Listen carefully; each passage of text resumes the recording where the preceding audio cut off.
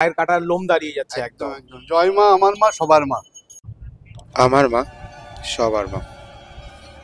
আজ সেই দিন, যে দিনটা আসলে বল্লাবাসী তথা বল্লা মায়ের ভক্তবৃন্দ সব সময়ের অবসান ঘটানোর প্রতীক্ষায় বসে থাকে।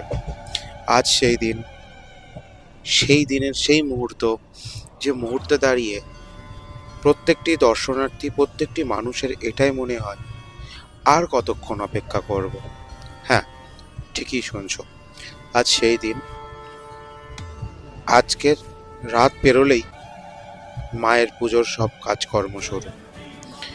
তো আজকের এই ভিডিও থাকছে মায়ের পুজোকে উপেক্ষা করে মায়ের পুজো কতটা প্রস্তুতি কমপ্লিট হয়েছে, অর্থাৎ মায়ের পুজোর শেষ প্রস্তুতি। চলো ভিডিওটা দেখতে থাকো।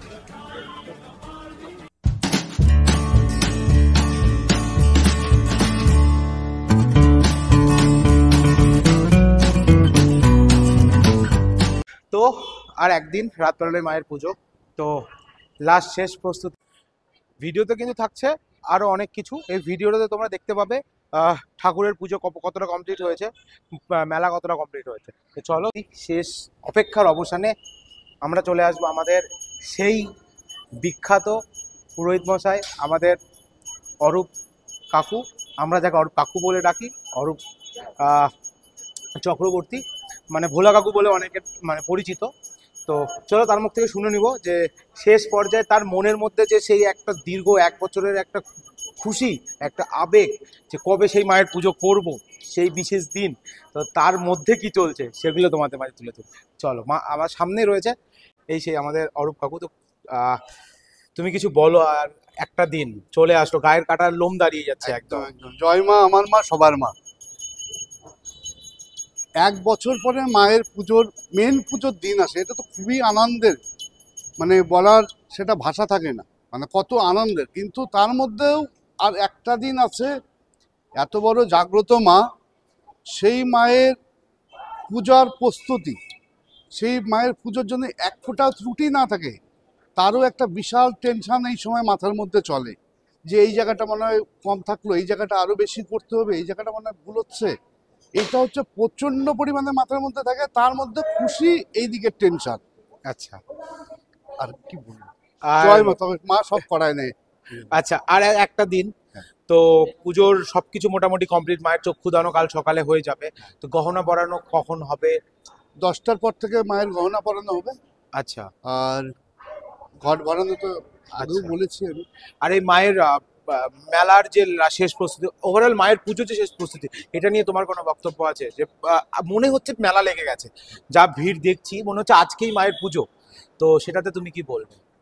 আমাদের কমিটির তরফ থেকে এবং প্রশাসনের তরফ থেকে যথেষ্ট পরিমাণে, মানে মেলা যাতে খুব ভালোভাবে চলে তার জন্য তারা প্রস্তুতি নিয়েছে।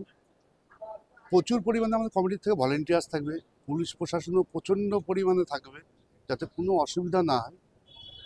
আলটিমেটলি চারদিক থেকে দেখলে খুবই ভালো হবে, এইটুকু মনে হচ্ছে। আচ্ছা, আর যারা দর্শনার্থী বাইরে থেকে আসছে পুজোর দিন, যারা আসতে চাইছে, যারা দূর থেকে অলরেডি রওনা দিয়েছে, যারা আশপাশে থাকবে, তাদের উদ্দেশ্যে তুমি কি বলবে? একটা কিছু এসএমএস কিছু দিতে চাও তাদের উদ্দেশ্যে? সমস্ত পুণ্যার্থীকে 22 তারিখ থেকে 25 তারিখে আসার জন্য আহ্বান করি। তারা আসুক, মায়ের আশীর্বাদ কৃপা বর্ষিত হোক তাদের মাথায়। তারা তো থাকে, আমাদের এখানটায় স্পেস অনেক কম, তাদের একটু কষ্ট হয়, কিন্তু মা সব ম্যানেজ করে নেয়। আচ্ছা, তো সব পুণ্যার্থীকে মা ঠিক দেখবে। অসুবিধা তো হয়ই, এত লোক একসঙ্গে, কিন্তু তার মধ্যেও মা সবাইকে সঠিক জায়গায় রাখে। আজকে একটা কমেন্ট এসছে একটু আগে, আমার না, রঞ্জনের ইউটিউবে, যে দাদা আমি এখানে এসছি, শিলিগুড়ি থেকে আসি, মানে নর্থ বেঙ্গল থেকে বেশি আসে। তো আমার কাছে এরকম কিছু কমেন্ট এসেছিল কিছুদিন আগে, যে আমরা মন্দিরের ভেতরে ঢুকতে পারি না, আমরা যাই 2 দিনের জন্য পুজো দেখতে। তো মন্দিরে আমাকে 2 মিনিটের জন্য মন্দিরে ঢুকতে দেওয়া হোক, মানে তাদের একটা মানে আশা, একটা ইচ্ছা থাকে। তো তুমি তাদেরকে কি এসএমএস দিতে চাও, তারা কখন আসলে বা কোন সময়টা থাকলে বা কদিন স্টে করলে মায়ের মন্দিরে পাশে বসে মাকে পুজো দিতে পারবে? শুক্রবার দিন এতটা পরিমাণে লোক হয় আমাদের এখানে মায়ের মন্দিরে, যেটা নিয়ে আমরা কালকেও ডিসকাস করেছি, যে প্রত্যেকটা তারা মায়ের মন্দিরে গর্ব, ছোট আমাদের, তারপরেও তারা মায়ের মন্দিরে অনেক লোক হয়, তারা ঢোকে। কিন্তু আমাদের গর্ভগৃহ অনেকটা বড়, কিন্তু আমরা কি হয় তাও ঢুকাতে পারি না কেন। এই নিয়ে কালকেও আলোচনা আমাদের কমিটির সঙ্গে হয়েছে, তো এটা প্রশাসনের সঙ্গে আলোচনা হয়েছে, আজকে 4টা সাড়ে 4টার সময় এটা নিয়ে আবার আলোচনা হবে। কিন্তু সত্যি ঘটনায় যেটা আমার মনে হয় সেটা হচ্ছে এতটা পরিমাণে আমাদের মায়ের এখানটায় পুণ্যার্থীরা আসে, যেটা শুক্রবার দিন লাইন করলে হয়তো বালুরঘাট অবধি আমাদের লাইন পৌঁছে যাবে, মানে সিঙ্গেল লাইন, সেটা তো ঠিক, সম্ভব না। আর সেই লাইনকে কন্ট্রোল করবে কি? প্রশাসনের ঠিক। দ্বারাও মনে হয় এতটা সম্ভব না, বা কমিটির দ্বারাও এত বড় লাইন হয়ে যাবে। তো যার জন্যে সেই দিনটা শুক্রবারে করা খুবই মুশকিল। তবে আমাদের যেটা এখন ভোগ নিবেদন, আগে যে সিস্টেম ছিল তার থেকে অনেক কাছে, বাইরে গেট, সামনে মায়ের গেট খুলে দেওয়া হয়, খুব কাছ থেকে এসে মাকে দর্শন করতে পারে। আগের যে আক্ষেপ তার থেকে মনে হয় অনেক আক্ষেপ পুণ্যার্থীদের কমে গেছে।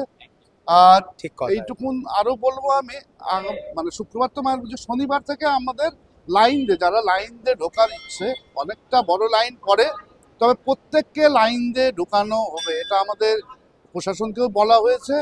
আমাদের কমিটির তরফ থেকে এটা স্টেপ নেওয়া হয়েছে যে এটা শনিবার, রবিবার, সোমবার প্রত্যেকে লাইন দিয়ে ঢুকবে যারা লাইনে দাঁড়াবে। আর যারা লাইনে দাঁড়াবে না, সামনে তাদের জন্য পুরোহিত থাকবে, তাদের পুরোহিতের দ্বারা পুজো দিতে পারবে। ঠিক আছে। জয় মা বললা।